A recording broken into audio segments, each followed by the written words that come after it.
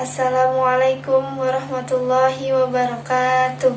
Alhamdulillahirabbil alamin wa bihi nasta'in wa ala umuri dunya waddin wassalatu wassalamu ala asyrafil anbiya'i wal mursalin wa ala alihi wa sahbihi ajmain.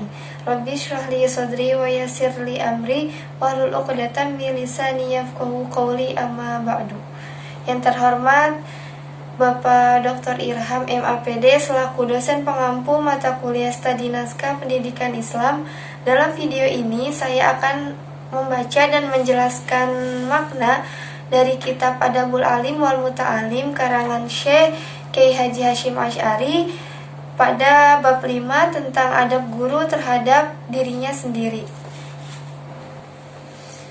Bismillahirrahmanirrahim. Wassadisa asyara 16 ani wa amila, hendaknya ia bergaul annasa dengan orang lain bimakarimi dengan kemuliaan akhlak min tolakoti dari berseri-serinya al wajhi raut wajah wa ifsyai dan menebar assalami salam wa it'ami dan menjamu at-ta'ami makanan wa kazmi dan menahan al-ghaizi amarah wa kafal adza dan menahan berbuat jahat anin nasi dari orang lain wahtimalihi minhum dan menanggung kejahatan dari orang lain wal ithari dan mengalah wa tarki dan meninggalkan istitsari sikap egois wal insofi dan berlaku adil wa tarki dan meninggalkan istinsofi meminta keadilan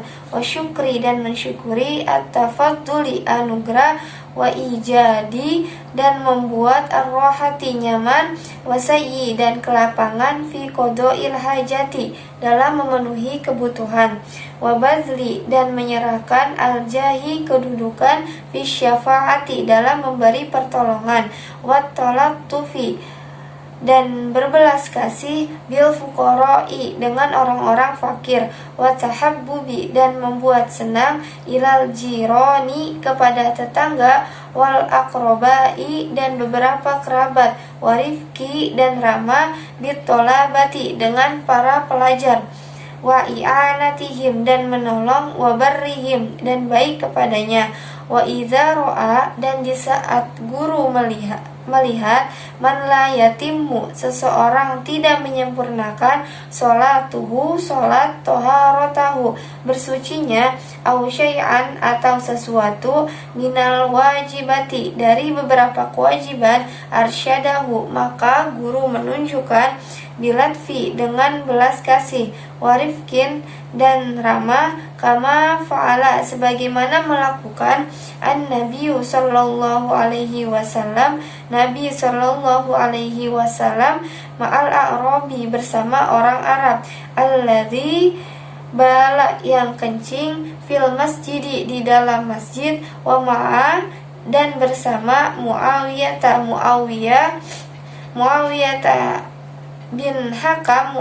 bin Hakam hina ketika takallama berbicara fis sholati di dalam sholat. Jadi adab guru terhadap dirinya sendiri pada poin ke-16 yaitu hendaknya guru ketika bergaul dengan orang lain atau bersosialisasi dengan orang lain harus dengan akhlak yang baik.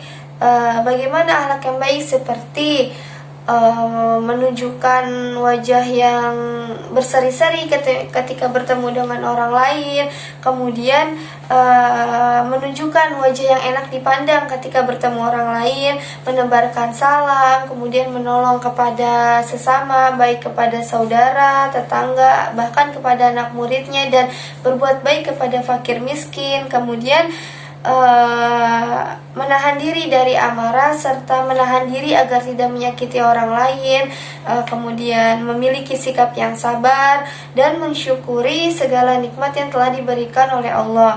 Ini menjadi sesuatu yang penting oleh seorang guru yang kebanyakan orang menyebutnya sebagai seseorang yang digugu dan ditiru. Maka dari itu seorang guru sudah seharusnya untuk mencontohkan mengenai perbuatan-perbuatan yang baik, karena orang menilai orang lain itu dilihat dari perilakunya, perbuatannya, perkataannya dalam perilakunya, kesehariannya. Jadi apabila kita ingin dinilai baik oleh orang lain, maka kita juga harus menunjukkan, kita harus mempunyai dan harus menghiasi diri kita dengan akhlak-akhlak yang baik. Apalagi di sini khususnya seorang guru yang menjadi contoh, menjadi panutan untuk para murid-muridnya, agar bisa selalu menghiasi perbuatannya dengan akhlak-akhlak yang baik. Dan kemudian di sini juga dijelaskan bahwa wa idza ra'a man la yatimmu, di saat guru melihat seseorang yang tidak menyempurnakan dari beberapa kewajiban-kewajibannya seperti sholat, kemudian bersuci, tapi seorang tersebut belum sempurna dalam menjalankan kewajiban tersebut, maka tugas guru di sini adalah membimbing, kemudian memberi petunjuk kepada orang tersebut, tetapi dengan cara yang lembut, dengan bahasa yang sopan dan santun, agar nasihat, agar apa yang kita sampaikan kepada orang tersebut mau diterima, dan orang tersebut juga menerima dengan baik nasihat yang telah kita berikan. Karena Islam juga kan mengajarkan bahwa ketika kita menyampaikan sesuatu kepada orang lain harus dengan kebaikan, harus dengan lembut, dengan sopan, tidak ada unsur paksaan sedikit pun. Inilah yang penjelasan dari adab guru terhadap dirinya sendiri pada poin ke-16. Wasabi asyara 17, ayu tohiro, hendaknya ia menyucikan batinnya, summa kemudian az-zahirahu, zohirnya, minal akhlaki dari akhlak ar-rodiati yang tercela, wa yu'amirahu dan menghiasi bil akhlaki dengan akhlak marudiyati yang diridhoi. Faminal akhlaki, maka termasuk dari beberapa akhlak ar-rodiati yang tercela, al-ghillu dendam, wal hasadu dengki, wal bagyu dan durhaka, wal godobu dan marah, li ghairillahi ta'ala karena selain Allah ta'ala, wal ghasyu dan menipu, wal kibru dan sombong, wal riya'u dan riya, wal ujubu dan bangga diri, was sum'ah dan terkenal, wal bakhlu dan pelit, wal batoru dan sombong, wa tama'u dan tamak, wal khuyala'u dan sombong, wa tanafusu dan bersaing, fit dunya di dunia, wal mubahatu dan berbangga diri, wal mudahanatu dan cari muka, wa tazayyanu linnas dan berhias untuk manusia, wahubbu dan suka, madahi dipuji, bimalam yaf'al dengan sesuatu yang tidak ia lakukan, wal ama dan buta, an uyuni dari aibnya, an nafsi diri, wal istighali dan tersibukkan, anha darinya, bi'uyubi dengan beberapa aibnya, al khalqi makhluk, wal hamiyatu dan posesif, wal asobiyatu dan fanatik, li ghairillahi pada selain Allah ta'ala, wal ghibatu dan menggosip, wan namimatu dan adu domba, wal buhtanu dan berbohong, wal kazibu dan berdusta, wal fusyu dan jorok, fil qauli di dalam ucapan, wahtiqaru dan menghina an-nasi manusia. Dalam adab yang ke-17 ini, yaitu adab seorang guru terhadap dirinya sendiri, bahwasannya guru hendaknya mensucikan dirinya baik zahir maupun batin dari akhlak-akhlak yang tercela, dan menghiasi dirinya dengan akhlak-akhlak yang diridhoi oleh Allah Subhanahu wa taala. Apa sih contoh-contoh akhlak-akhlak tercela? Seperti dengki, kemudian marah, hasud, sombong, ria, berbangga diri, menggunakan ilmunya untuk bersaing dengan yang lain, kemudian menggunakan ilmunya agar terkenal, kemudian menggosip, mengadu domba, berbohong. Itu merupakan contoh-contoh dari akhlak-akhlak tercela. Di sini penting untuk guru agar koreksi diri supaya dirinya tidak terjerumus ke dalam akhlak-akhlak tercela tersebut, karena ini juga menjadi suatu poin penting yang harus diingat, bahwasannya ketika seorang guru khususnya yang telah memiliki ilmu ini harus membawa ilmunya kepada jalan-jalan kepada kebermanfaatan, karena ilmu itu sesuatu yang mulia, tetapi ilmu itu juga bisa membuat kita hina apabila guru atau ahli ilmu tidak menggunakan ilmu tersebut untuk kebaikan. Seperti dalam contoh, ilmu itu mulia dan bisa membuat seseorang dan membuat ahli ilmu atau guru itu menjadi mulia karena ilmu, apabila ilmunya tersebut digunakan untuk kebaikan, kemudian bermanfaat untuk orang-orang di sekitarnya, dan orang yang berilmu itu lebih sempurna, lebih bagus apabila ia menghiasi dirinya dengan akhlak-akhlak yang baik. Berarti tandanya ia mengamalkan ilmu yang telah ia dapat. Jadi seorang guru atau ahli ilmu tidak hanya cukup dengan mendapatkan ilmu yang ia terima, tetapi ia juga harus bisa mengamalkannya sendiri, khususnya untuk dirinya sendiri. Sebagai contoh lain, ilmu juga bisa menghinakan, bisa membuat seorang yang punya ilmu itu menjadi hina. Contohnya seperti ini, dia tidak menggunakan ilmu tersebut untuk kebaikan, melainkan menggunakan ilmu tersebut menjadi perantara untuk memperoleh tujuan-tujuan duniawi. Seperti apa?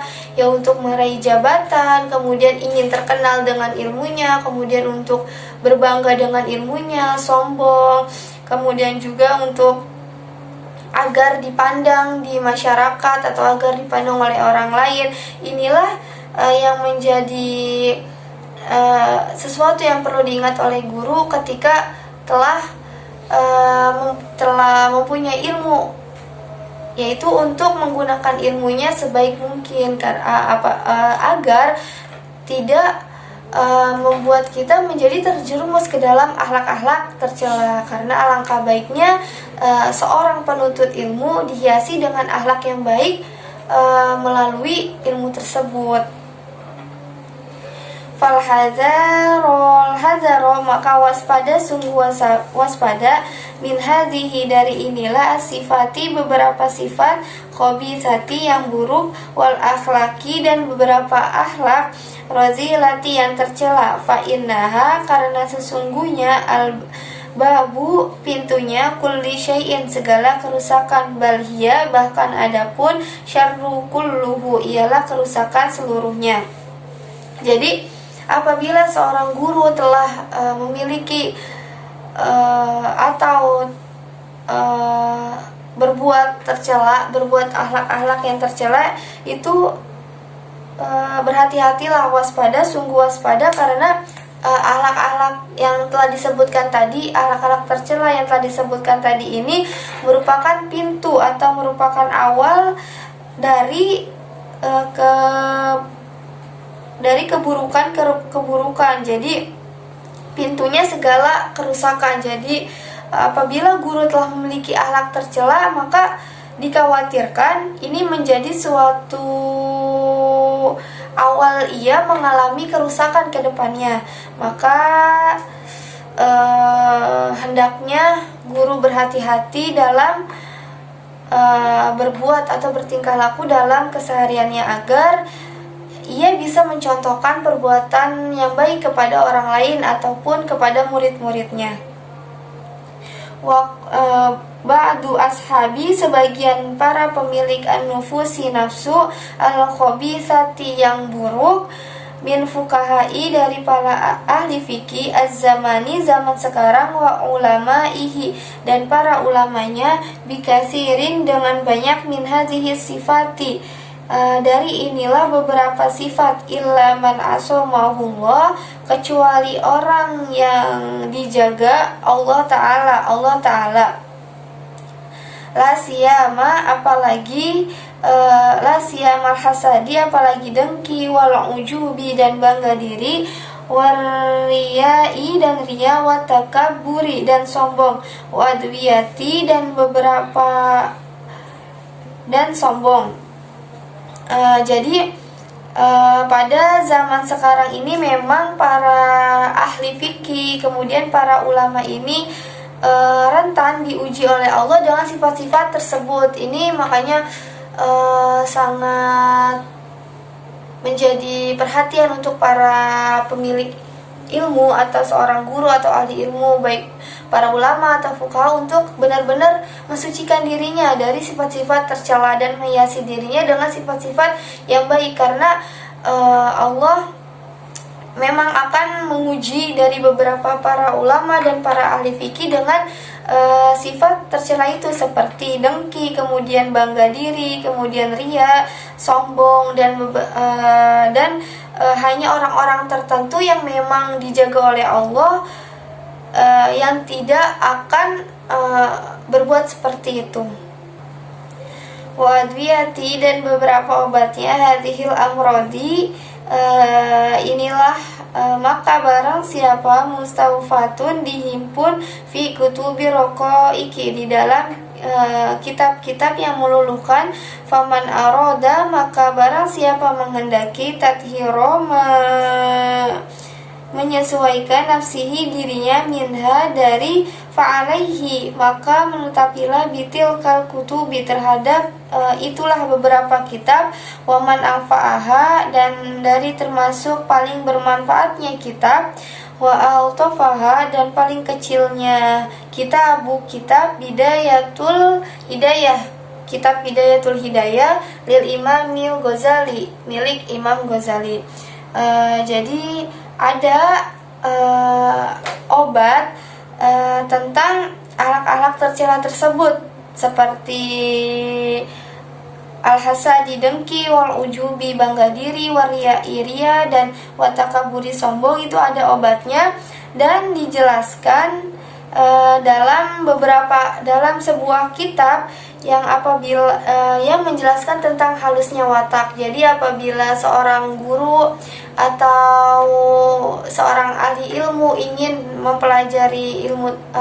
mempelajari bagaimana sifat-sifat yang baik, kemudian agar terhindar dari akhlak-akhlak tercela, maka dapat berpegang teguh pada kitab ini. Kitab yang termasuk dari kitab yang bermanfaat dan yang paling kecilnya, yaitu kitab Bidayatul Hidayah karangan Imam Al-Ghazali rahimahullahu ta'ala.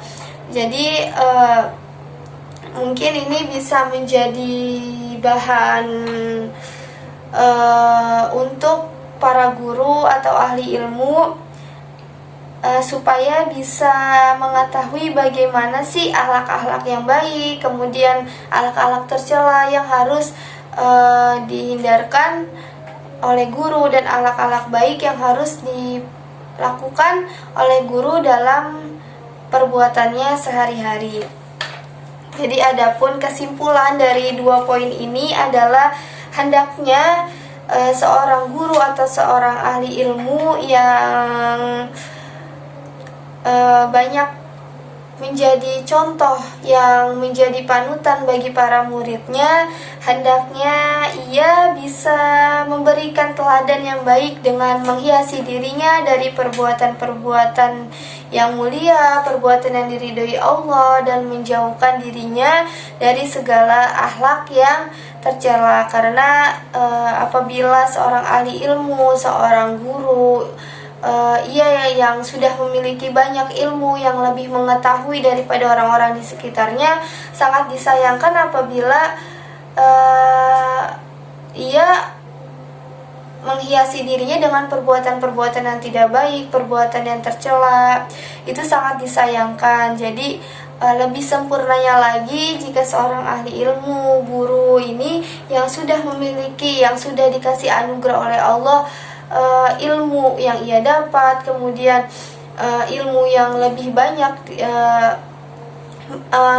untuk menggunakan ilmunya dengan baik, bermanfaat untuk orang sekitarnya, agar ilmunya tersebut juga tidak menjadi sia-sia untuk dirinya dan membawa kemuliaan untuk dirinya sendiri. Wallahu a'lam bishawab. Demikianlah penjelasan dari kitab Adabul Alim wal Muta'alim pada bab 5 tentang adab guru terhadap dirinya sendiri pada adab ke-16 dan ke-17. Semoga apa yang saya sampaikan dapat bermanfaat khususnya untuk diri saya sendiri dan untuk kita semua. Mohon maaf apabila di dalam penjelasannya terdapat banyak kekurangan dan kesalahan. Wabillahi taufiq wal hidayah. Wassalamualaikum warahmatullahi wabarakatuh.